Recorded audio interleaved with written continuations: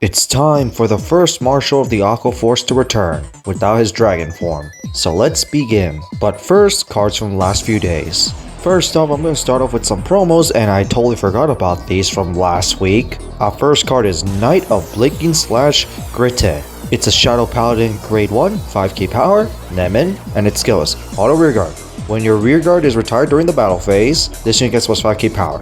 Isn't too hard since some Shadow Paladins do retire during battle phase. Second effect, Auto Rearguard. At the end of the battle that this card boosts is a blaster unit. If your opponent called a sentinel during that battle, cost counterblast 1, deal 1 damage to your opponent's Vanguard. So this is for blasters. Not only that you can easily get this out with Nemen, the first skill is definitely easy to trigger due to your main blaster units retiring during the battle phase, and the second skill shouldn't be that hard to trigger either, since your main blaster units will most likely be high powered attacks, at least your Vanguard anyway.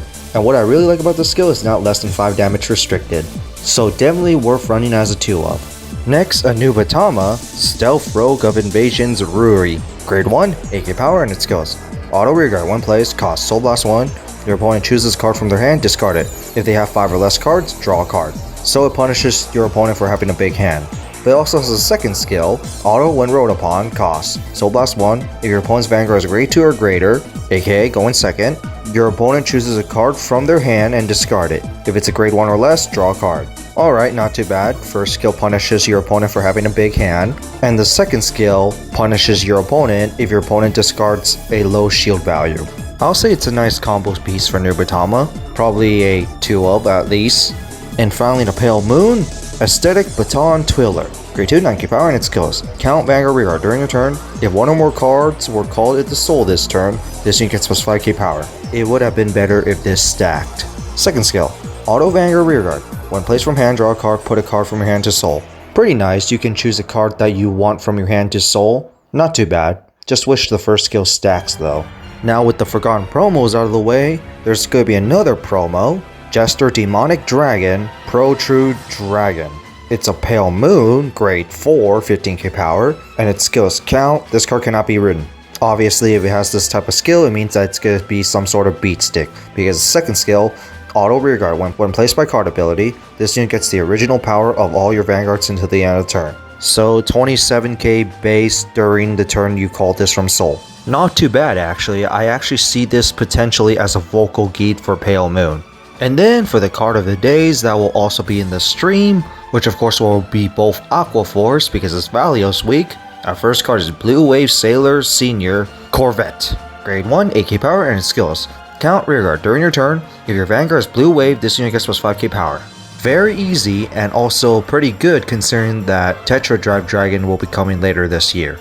Second skill, Auto Vanguard Rearguard. When it attacks or the attack it boosted hits a Vanguard, look at top 3 cards of your deck, reveal 1 card with Blue Wave from among them and put it to your hand. The rest at the bottom of the deck in any order. Well, we have a decent amount of Blue Waves compared to other archetypes. My only problem is that this card is going to get worse and worse because if they decide to make more archetype support like Starvaders, this card is just going to be much more downgraded compared to the one that actually searches the top 5. But I would say this is not too bad because of the 13k beat stick. Next, Blue Wave Marine General Galliot. Grade 2, 9k power, and its skills. Auto Vanguard. When this card attacks, cost Combos 1, stand one of your rearguards with Blue Wave in its card name. Basically like Algos but restricted to Blue Waves with no attack number restriction. But its second skill, Auto Rearguard. Once per turn at the end of the battle that this card attacks, if your opponent's Vanguard power is different from its original power, which will happen because Blue Wave playstyle, costs Soul Blast 1, choose one of your rearguards at the same column as this unit, and exchange positions with this unit. This is actually not too bad because you're going to be decreasing your opponent's power anyway, so your Grade 1s actually will have enough power to hit your opponent's Vanguard, especially when we go to our next card. But before we go to our main card with the Tuesday stream, first off some Turnabout news, which our next promo for Turnabout will be Bluish Flame Liberator Prominence Glare. Ah yes, it's being remade. Now the artwork is not as good, but I am glad to see this card. Although I do find it weird that they did not actually make Prominence Core first, considering that that's a direct evolve form from Percival and Glare is a full powered version of it. But nonetheless, I'm very happy to see it. Now my only issue is it's a manga promo. And then next we got the Togen Granbu crossover, with Title Trial Deck 1 Token Rambo Online 2021 and Title Booster 1 Token Rambo Online 2021, both released on May 22nd. I don't care about enough for these. Next, for these start decks, we got the full artworks of every start deck of the 6 main cards, which all look amazing.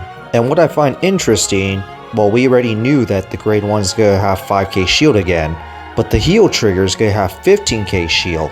The crit is gonna stay the same, but my problem is that we still have 10k power triggers, and yet they decided to decrease the shield value. Honestly, I don't think they should have decreased the shield value of the heal trigger at most, although it might make some sense considering that gift markers are no longer a thing, so we don't have permanent power for each turn.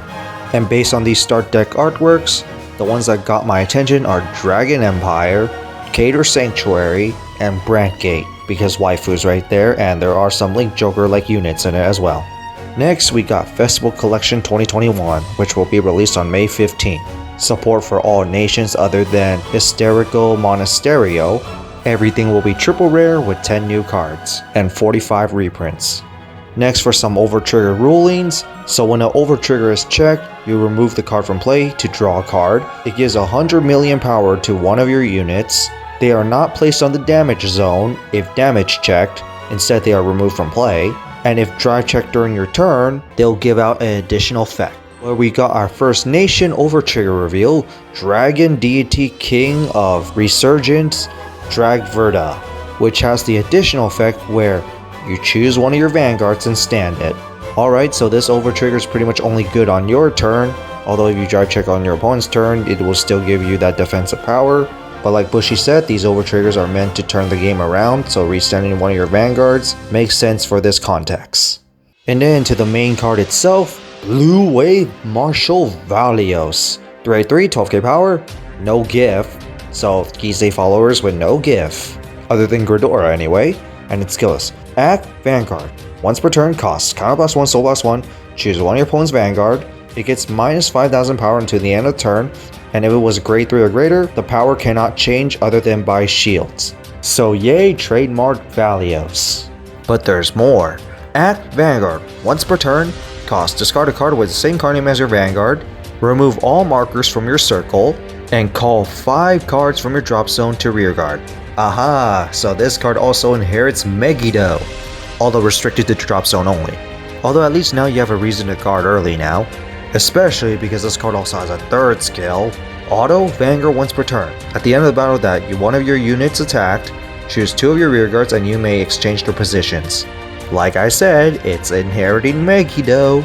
It has a superior call and exchange positions, although more restricted though.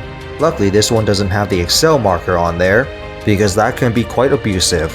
So this card itself has pretty good early game and late game implications, more so early, because its first skill can decrease your opponent's power and make it fixed to that power for the turn, which will prevent defensive triggers.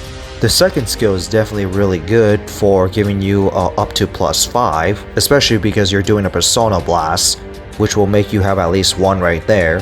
But calling from drop zone part, it may be the only issue where it's not as an early game skill, but its third skill, having your rearguard swap positions, is definitely very powerful as well.